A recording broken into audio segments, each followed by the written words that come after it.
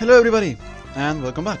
Last time we finally made it to the Great Western Sea, and we explored a little bit of the Southwest Attica Islet, and of course the Treasure Isle. And we also kinda got a hint as to where to go next. Our next destination is the continent of Hesperia, which should be this one. So let's make our way. Oh, and also, I got the Pirate Saber for Jenna, and I also took the dragon skin and turned it into the dragon boots for Shaman. Now, as for the Silk Feather and the two Stardusts, well, they turned into a few different items, but they were all inferior to the equipment that we already had, so I ended up selling them. But anyways. Okay, so there's actually one more enemy in the overworld section of the Great Western Sea that we still have to encounter, so hopefully we'll find him soon.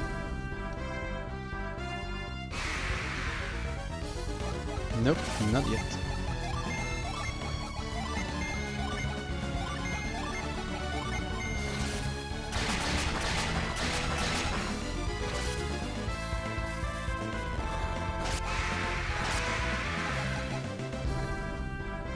Alright. Okay, so we are meant to go to Hesperia, and there are actually quite a bunch of shores for us to land, but I'm going to go for this one right here. And the way is not that long, so I would usually just cut it, but since there are actually a couple of enemies that we haven't encountered yet in the sea portion of the Great Western Sea, I'm going to show the whole trip, or at least until a certain point, until we run into both of them. And also because there is one specific shallow spot in the sea that I want to showcase.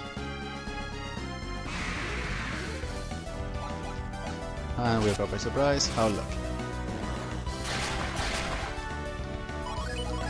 So yeah, on the topic of the Shaman's Rod, it always struck me as odd that, for whatever reason, at the end of the original game, Saturos apparently knew about the prophecy. Because the only ones who knew anything about that would be either Master Hammett or, well, Ivan and Lady Lyanna. And Master Hammett was imprisoned in Lumpa for the majority of the game. And there doesn't seem to be any reason as to why Saturos would know anything about the prophecy. And it's not like Sheva knew anything about it either. All she did at the top of Venus Lighthouse is use her mind-reading powers to search for the information and confirm whether we had the Shaman's Rod. She did not know anything about the Shaman's Rod beforehand, so it always struck me as odd. But anyways, here we have a shallow spot, and if we were able to inspect it, we would find that it has indeed a hidden item, but it is surrounded by these shoals that we cannot do anything about yet, so we'll leave that for later. But yeah, it always felt odd that for whatever reason Felix began the game with the Shaman's Rod. But on to another topic. Here we have one of the two missing enemies in the Great Western Sea, the Spiral Shell. It is level 30, it has 155 HP, no synergy, 268 attack, 92 defense, 117 agility and 9 luck. It has a Venus and Mercury resistance of 72, a Mars resistance of 48 and a Jupiter resistance of 100.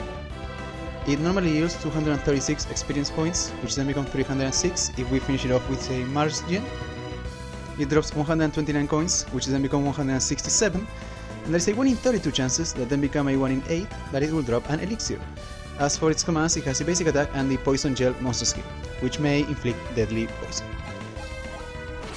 So yeah, the spiral shells are actually quite weak. You often encounter them either in large groups or accompanied by other stronger enemies.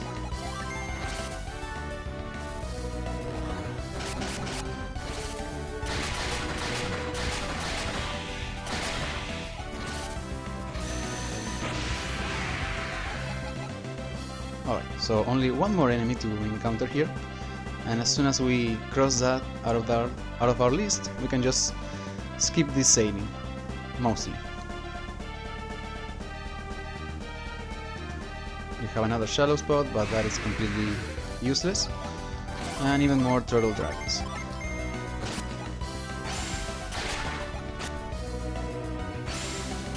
There we have scorpion fish. And I was hoping that we would get the Crucible Fire, but I guess not.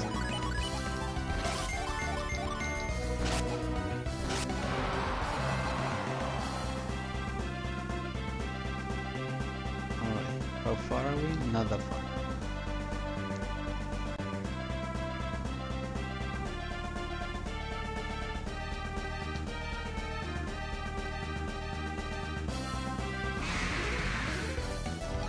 And yeah, as I mentioned, we have a large group of spider shells. Nothing to worry about, of course. I keep forgetting that Pierce will now always go first because I equipped the wild tunic to him. And yeah, that 40-point boost to agility really did help him.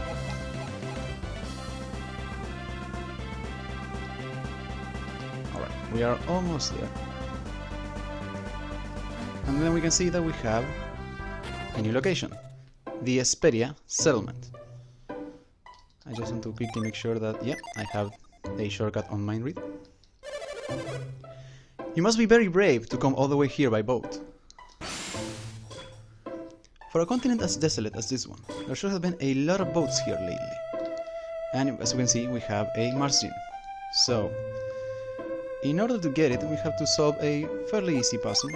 First, we just need to make use of the growth synergy.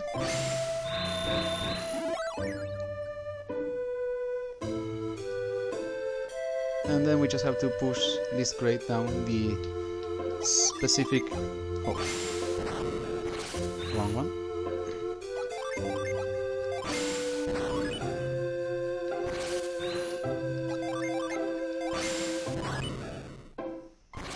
So yeah, it's the one all the way to the left.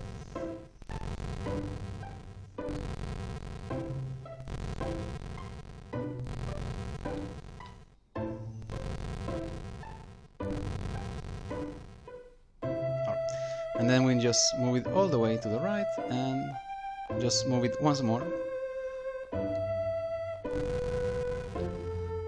And we should have access to the margin.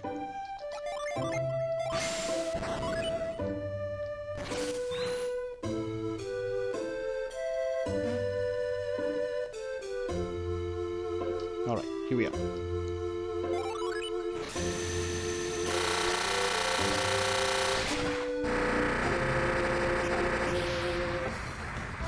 Felix found the margin Tinder.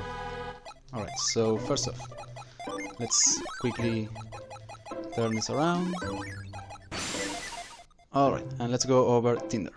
So his battle effect is that he fully revives a fallen party member with a 100% accuracy, so pretty much he works like the revive synergy or the water of life item. And as for the set stat bonus, it provides a plus 12 to your base HP and plus 5 to your base synergy. So that's nice and all, but that's not really the reason we came here for. We were trying to get some more information about the content of Esperia. Luckily though, we will be getting that after we get some coins. Because inside here there's a place called Shaman village in the middle of the continent. Supposedly, one of the rivers leads to it. I have no idea which one though. I think there's a cave down at the end of the river. That's the way into Shaman village. I wonder if I should tell them what the legends say. Nah, they look like a smart group. So yeah, we got quite useful information. The people of Shaman village are very wary of strangers. Be careful if you ever meet them. Long ago, Shaman was ravaged by outsiders. It was terrible. From that day on, they simply have not trusted strangers in their village. Alright, so we got a little more information about our next destination. We know that, for once, they're not particularly trustworthy for strangers, and that we can reach them through a cave. That we can reach through one of the rivers that lead into the ocean. So this one right here is probably our best bet. So let's go there.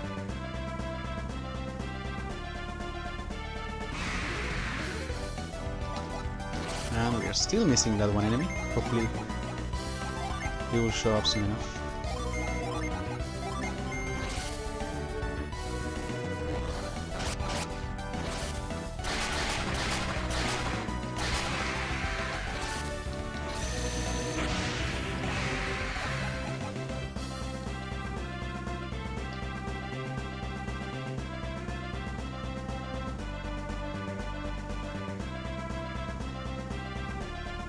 Alright, here we are.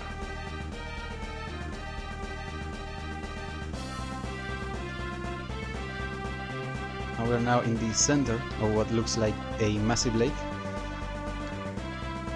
And one of its branches actually leads to the cave, right here. Here we are at Shaman Village Cave. So, even though we are not technically able to explore most of Shaman Village Cave, as you'll see soon enough, it's actually not that big of a dungeon. Yeah, right there. As you can see, we need to have access to the lift synergy, which we do not have unfortunately, but that doesn't mean that we can't get to Shaman Village. But before that, so this is the one enemy that we were missing from the regular overworld areas of the Great Western Sea, the Talon Runner. It is level 31, it has 228 HP, no synergy, 303 attack, 88 defense, 159 agility and 11 luck. It has a Venus resistance of 127, a Mars resistance of 48, a Jupiter resistance of 7, and a Mercury resistance of 72, and it has a Jupiter elemental power of 110. It normally yields 367 experience points, which then become 477 if we finish it off with a Jupiter Gin. It drops 215 coins, which then become 279, and there's a 1 in 32 chances that then become a 1 in 8 that it will drop a Bramble Seed. As for its commands, it has the basic attack and the Mega Slash monster skill, which is a Jupiter attack with a 1.5 multiplier. So yeah, with that we are pretty much done with the overworld areas of the Great Western Sea. However, there is actually one other enemy that we can encounter here in the Shaman Village Cave, so hopefully we'll run into it before we make it all the way to the village itself.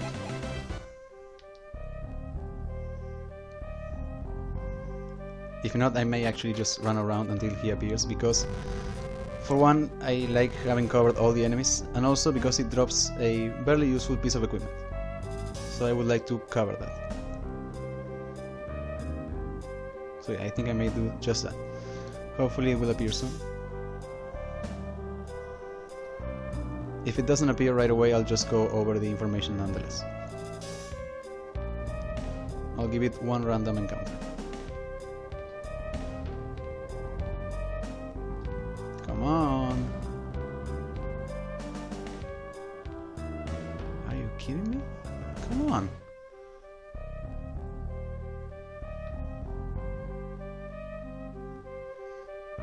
The one time I'm actually hoping for random encounters.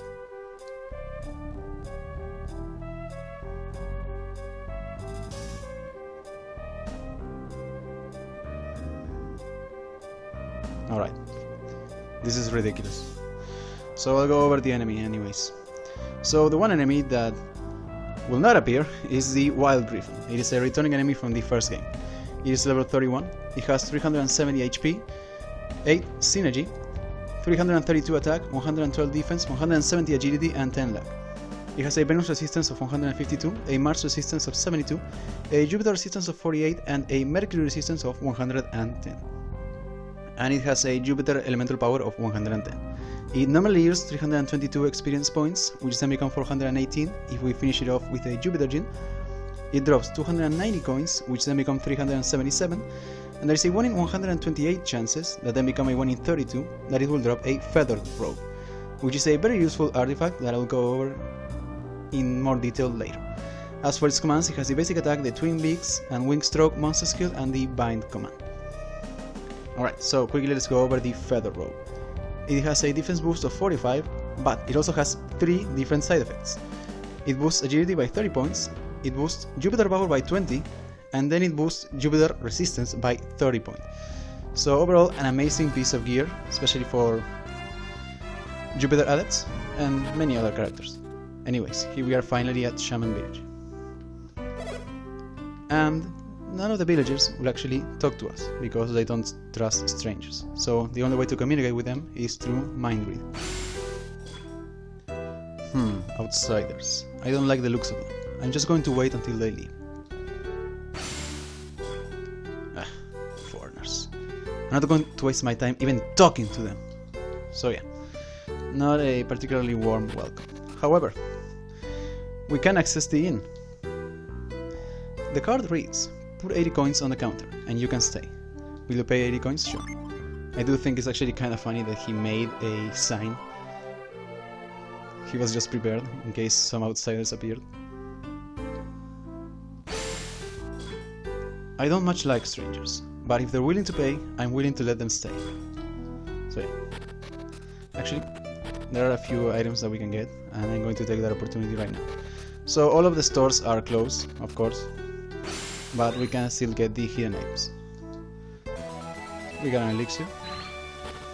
Not particularly useful, but there are other ones that we can get. Nope.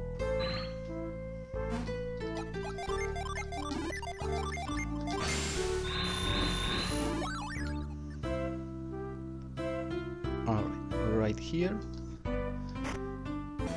we got the spirit gloves. So let's quickly go over them, shall we? So they provide a defense boost of 40 and they boost synergy by 20 points. So overall quite useful. Let's see here. Let's actually give them to Jenna, I guess, for now. And there's one more hidden item that we can get before we proceed with our main objective here. Or rather, no, actually, we do need to advance the story a bit more. One thing that I do find kind of odd is the healer will actually talk to us, and if we spoke to him from the other side of his station, let's say, nothing personal, but nobody in town will talk to you. It may seem weird, but it's a law among the Shaman tribe.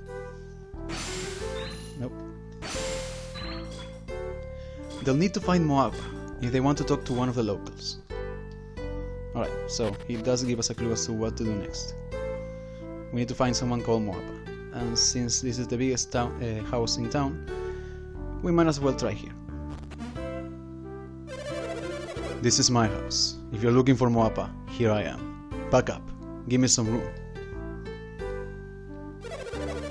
Who are we here? Strangers in Shaman village? What is your purpose in coming here? Shaman village does not appreciate intruders. You're not welcome here, outlander. Leave now and never come back. If there is something you want to say, hurry up and say it. I'll listen, but not for long. Alright, so that one right there is Moapa. Is there something you want to say? Say it to Moapa, not to us. We don't want to hear it. And we get a prompt, and that is to give them the Shaman's Rod. But first I want to read Moapa's mind. They don't look like they've come from Contigo. There's no reason for us to be nice. What's wrong? Nothing to say? Then what are you standing around for? Get out of town! So he mentioned Contigo, which as we'll learn soon enough is actually a town. But for now let's just give him the Shaman's Rod. That's the Shaman's Rod! We thought it was lost forever. It once belonged to the great Hoabna. Hoabna's staff was a gift from his great friend in Contigo, Yegelos. When Yegelos gave it to him, Hoabna accepted a great responsibility. He vowed to care for the sacred treasure of Contigo, the Hopper Jade. When the Shaman's Rod returns to us, we are charged to give the bearer the Hopper Jade. Have you outlanders come to claim the Hopper Jade? I suppose we have, yes.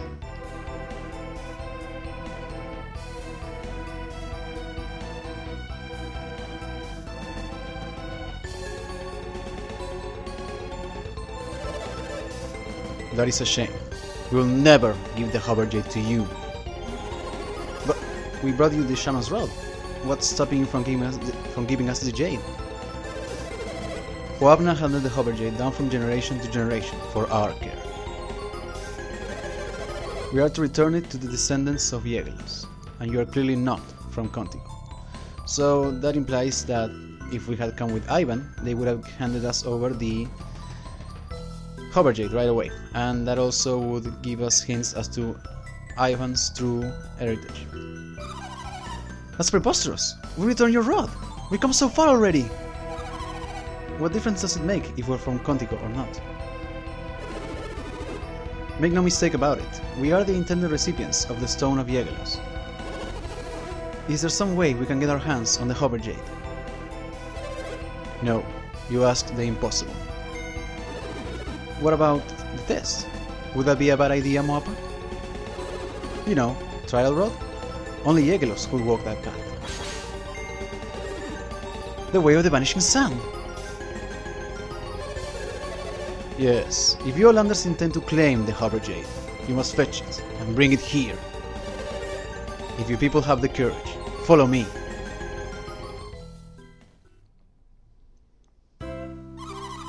If you told us there was a test to begin with, we have been out of your hair by now. What kind of test is this? I understand that you're a little concerned, but unless you try it, you will never know. Give it your best, Felix. Alright, so before we head for the test, there's one item that we can get here in Moapa's house. Right here, I believe? Yeah, we got a Whistle Skill.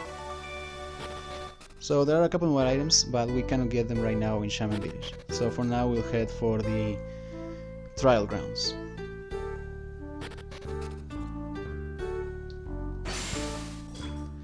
Our ancestors learned a harsh lesson. Shamans never lie, but outsiders are never honest.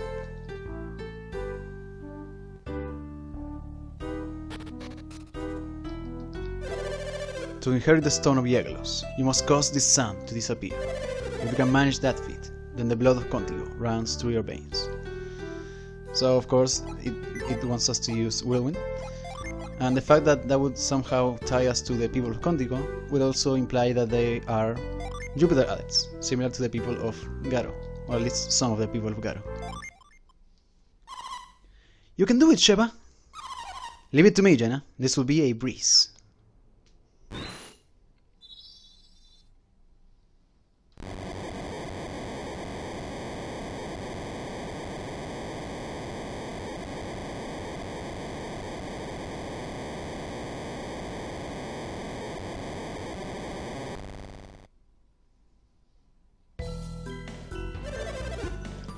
I don't believe it. They did it. The sun vanished. The legends, they were all true. She's the one. She must have come from Contigo. Her? She's the one that did it? But she's just a girl. Well, you wanted the sun to vanish, so... Can we have the Hover Jade now? Nope, you still can't have it. What? Why not? This was just a test to see if you earned the right to take the test, to earn the stone. So, there's more that they'll have to do before you give them the stone. You will have to reach the end of Trial Road. The girls too? Surely you can make them. I thought that only the chosen hero could travel the road. What? Are you saying I can't be the chosen hero? The heroes have always been men, ever since the time of Oapna. It is the way. I don't like your attitude, mister. I can be every bit as heroic as some guy. That may be true, but you must respect our customs. It is the same in Contigo, you know. If you don't like it, take it out with Yegelos. Hold it, hold it. Moapa, what were you just saying about Trial Road? If we reach the end of Trial Road, won't our names join the ranks of your heroes? Kraden's right. It shouldn't matter if a girl does it. All that matters is that we finish. If you give us the chance, we will prove it to you. Unless you're afraid that a girl like me might become your town's newest hero. Have they earned the right? Shall we let them onto Trial Road? I don't like the way these outsiders were talking to me. I think they need to learn exactly what it takes to be a hero around here. Yeah, if these guys are so stubborn, let's give them a shot. They'll probably give up. You said yourselves, we're too stubborn to quit. Yeah, if you want us outlanders to leave, you better give us a chance to walk Trial Road. Trial Road is a difficult one. When you reach the top, a terrible battle awaits you. It is difficult enough for me. I expect you will find it quite impossible. Still interested? Of course. You seem confident, but it is your ignorance speaking.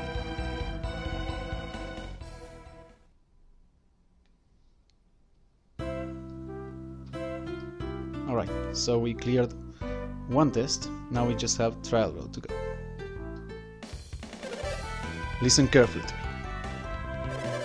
This cave provides you with an opportunity to practice your skills. Legends say that Yegelos and Oabna once fought here. These columns commemorate this. They raced one another to the summit. And there, they fought with all their might on the peak of the mountain. In honor of their great battle, the leaders of Shaman created this trial. The rules are simple.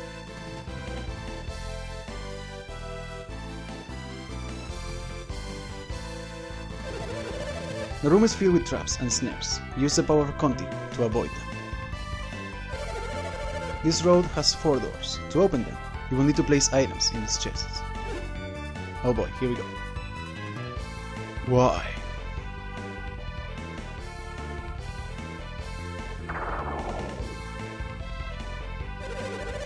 The door is triggered only when the treasure chests are filled to the correct weight. Try putting heavier items, like weapons and tools, into the chests, or the doors won't open. If you reach the door after your opponents do, you will be at a serious disadvantage. You see, it will take twice the weight to open the doors. Stand on the switch, and the number of chests you need to fill will open.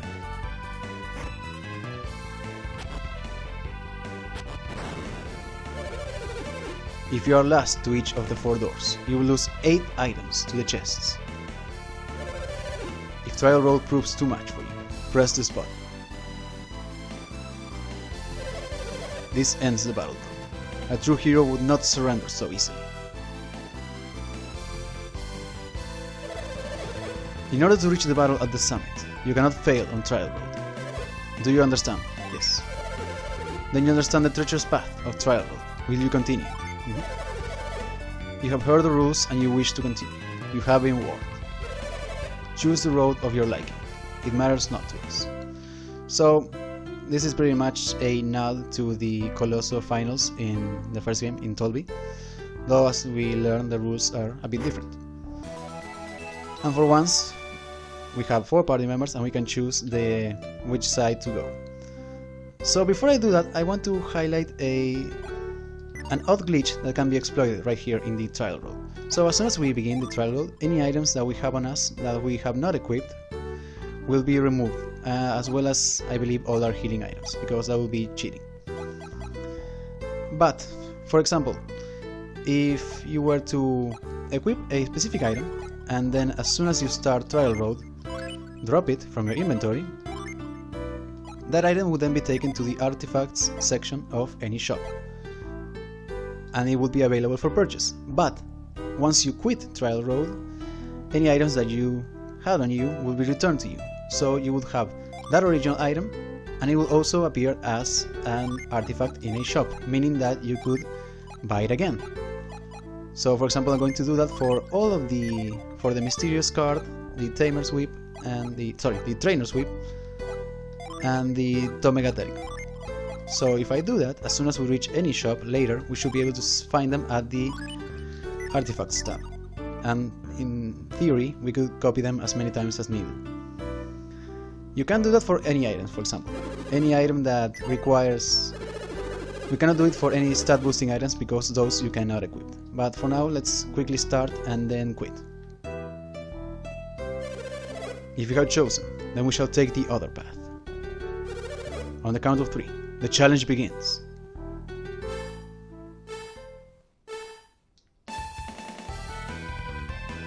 Alright, so right away let's get rid of this one and the Trainer's Whip, and finally the Tomegaterico. Alright, and let's go back here and we can quit. We don't have to touch the button. It would be wise of you to quit. Even if you reach the top, you cannot beat me. You would do well to leave Shaman Village at once. Alright, now let's do it for real. Do you want to challenge me? Yeah. No, we do not.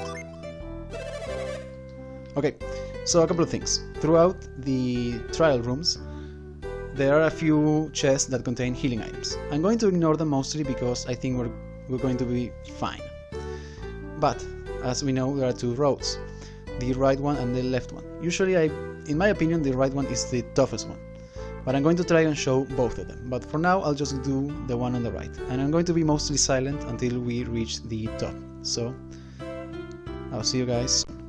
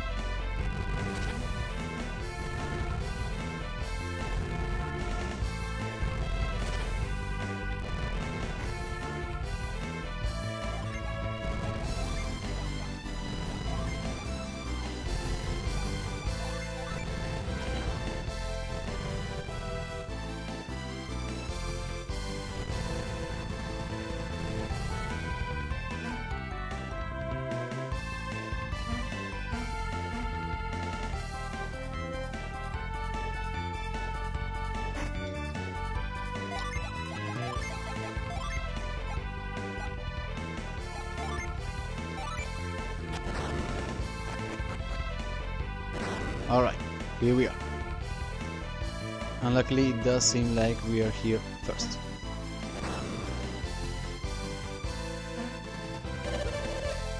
You were quite swift. You may prove a challenge yet. However, just because you're fast doesn't mean you're strong. Challenge or no, I will win. Let the battle begin! Alright, here we have Muapa. He is level 37. He has 3042 HP, no synergy, 354 attack, and well, his defense stat varies depending on how we perform in the trial road. If we beat him in all of the rooms, well, his defense will be 120. If we happen to beat him in up to 3 rooms, his defense will be 179. And if he happened to best us in all of the rooms, his defense will be 219. He will always have an agility of 181 and a luck of 40. And he has a elemental resistance of 100 on all stats, and he has a Mercury elemental power of 100. Since he has pretty much an even elemental resistance, he is not particularly weak to anything, so he will not yield any more experience or coins if we take him out with a specific gym. But he will yield 1,670 experience points, and then 2,871 coins.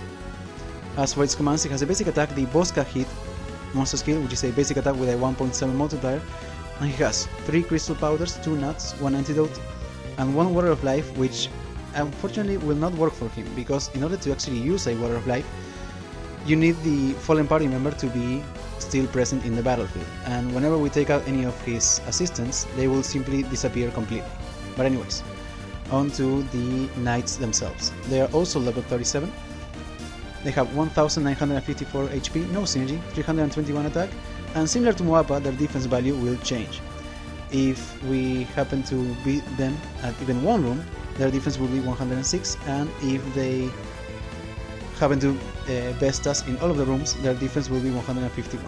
They have 143 agility, 36 luck, also elemental resistance of 100 for all elements, and they have a Venus elemental power of 100. They yield 835 experience points and 205 coins. And as for their commands, they have the basic attack, the string hit monster skill, 2 bramble seeds, 1 nut, and 1 elixir. So yeah, even though we aced Trial Road, that doesn't mean by a stretch that this battle will be a cakewalk. Pretty much the opposite, because Moapa is actually quite a challenging opponent, so it's best to be careful around him. Especially if they happen to use their offensive items in a row. Getting hit by 1 crystal powder and 2 bramble seeds can be devastating. So that's why I'm going to try and see if I can actually take out one of the knights as quickly as possible, though they do have a huge amount of HP actually.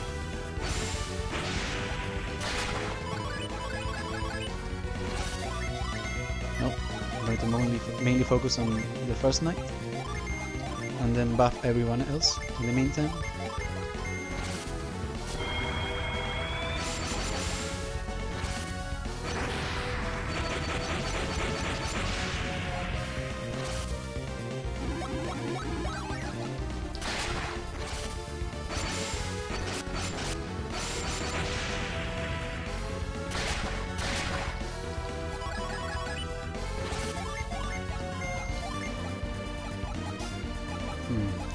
Let's go for some damage on that one. I don't think everybody's Sadak has maxed out, so let's continue with high impact.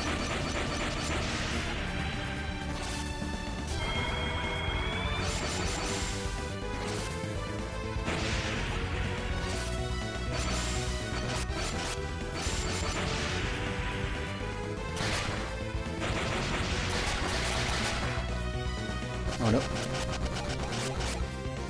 Oof. Uh-oh, I think Sheba's dead. Yeah, that's what I was afraid of. Okay, let's see. Luckily we did get Tinder, so we can actually revive her. And... just to be safe, I'm going to heal Jenny.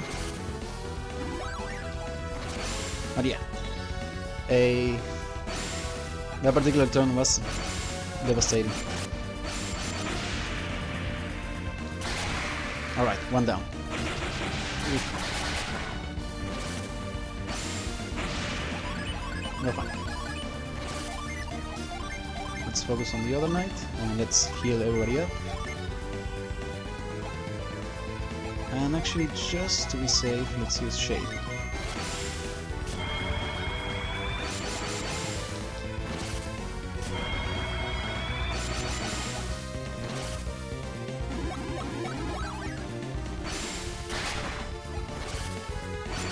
55 still. That's a decent amount of damage, considering that we had the protective aura of shape. 45, 47, 56, 47. Alright, let's continue focusing on that one. And I think everybody's already completely buffed their attack, aside from Sheva because, well, she died, but she'll be fine.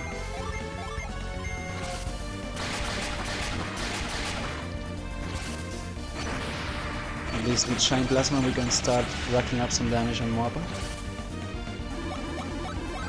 Though luckily once he's on his own and once he's run out of crystal powder, he's not that tough.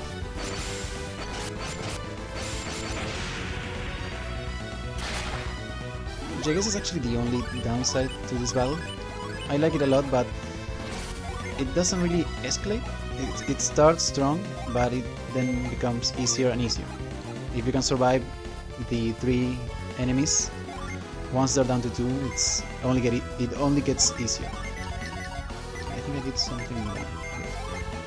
No, that's fine. There we go.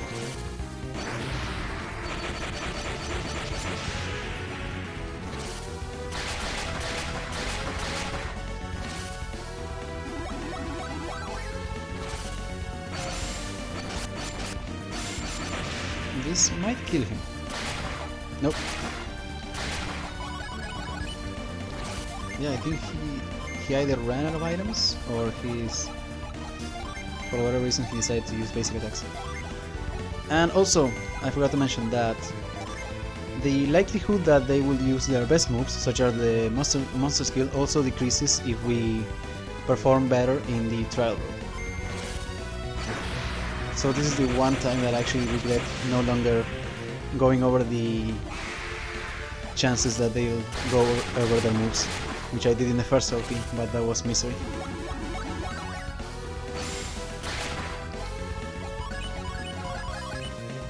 Oh, he's on his own, so this should be fairly easy.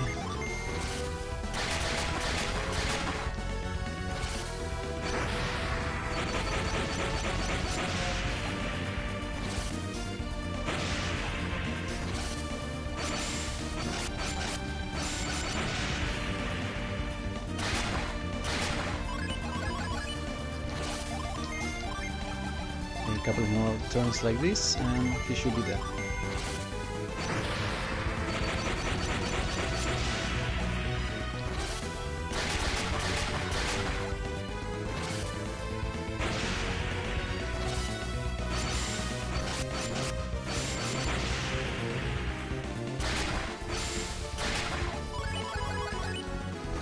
Come on, die already.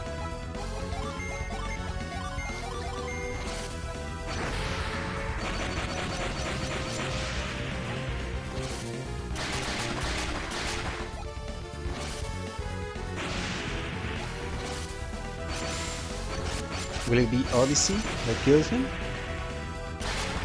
Yes, it was. And it would seem that everybody's about to level up. Sheva did, and Pierce did, and he learned Break, which pretty much works like the Dispel magic from the Final Fantasy series. Alright, you've proven your strength, and you are heroes indeed. As we promised, you will receive the Hover Jade, and we will take the Shaman's Robe. Phyllis got the Hover Jade, and gave it to Jenna. After many years, the vow that Oabna made to Yegelos has at last been fulfilled. I'm tired now. I'll be back in the Shaman village, resting. I'm sure you must be exhausted as well.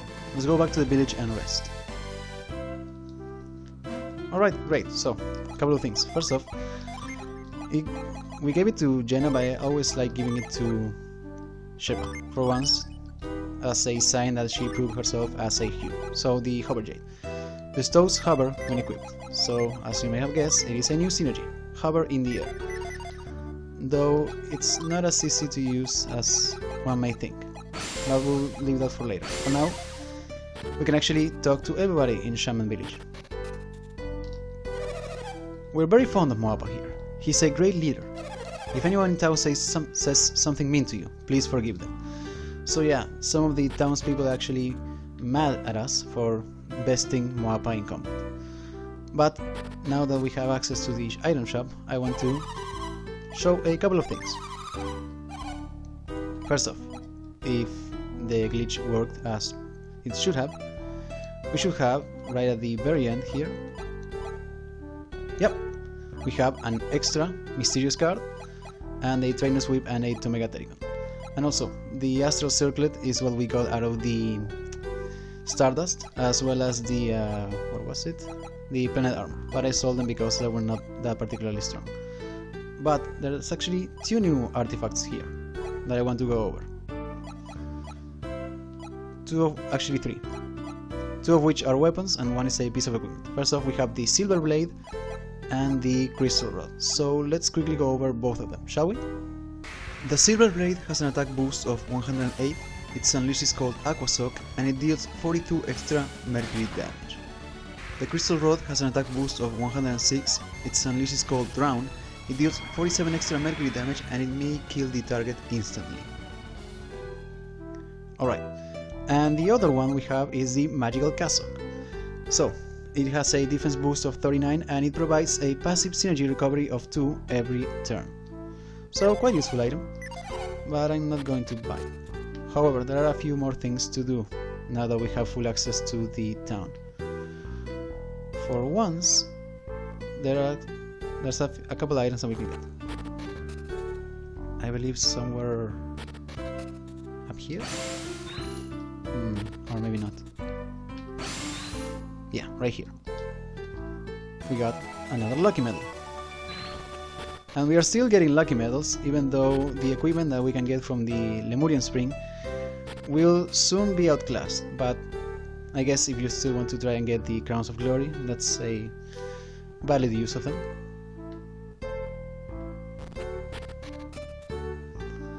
And here we have Moapa. You have defeated me, and yet I still don't know your names. Would you tell me? Felix, Jenna, Sheba, and Pierce. I shall remember those names. We do not forget the names of heroes who can defeat me in fair combat. Alright, so it would appear that he has taken a liking to us. So, there are just a couple more things to do.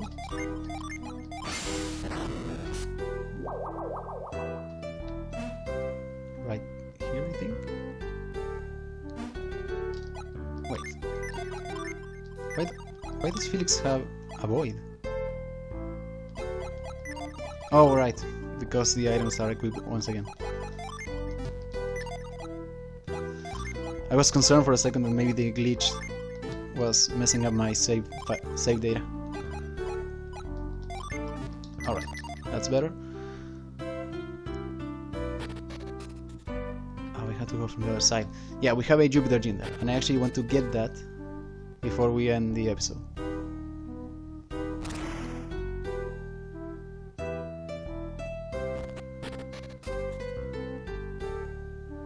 I was doing fine, I shouldn't have gone down there. It was this way.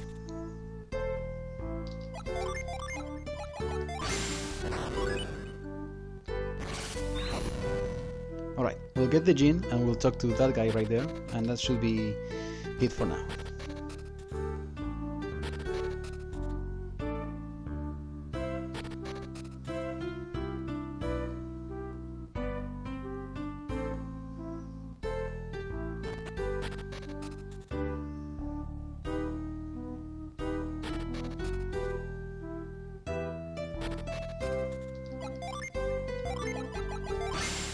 Alright, so we pretty much came to Shaman Village and we got the Hover Jade, so according to the prophecy, that will be the item that is necessary to further advance, or to explore Jupiter Lighthouse, but we still don't really know where Jupiter Lighthouse is. We explored a large chunk of Hesperia, but we did not find it, so maybe we can find some more clues, and that guy seems kinda odd. So first let's get the Jupiter Gene right here.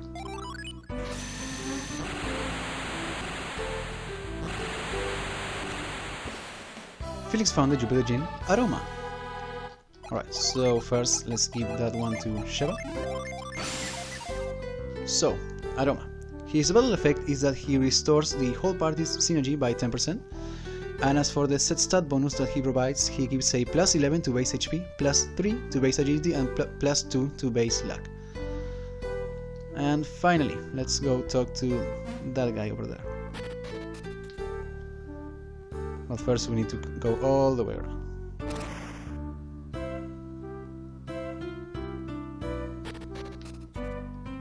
Right here. But before I do that, there's actually a hidden item in his tent. And a very useful one actually, if the game will actually pick it up. We got some lucky pepper. Alright, let's talk to him. I'm not going to do any of his weird chants because it seems wrong. So, you like to hear your fortune, would you? Yeah. So, similar to the fortune teller in Nariwe, this one will also tell us our fortunes. But he's not nearly as useful because he will only tell you exactly where to go next. But that does work for us now. Well, you got me in a good mood. I'll do it.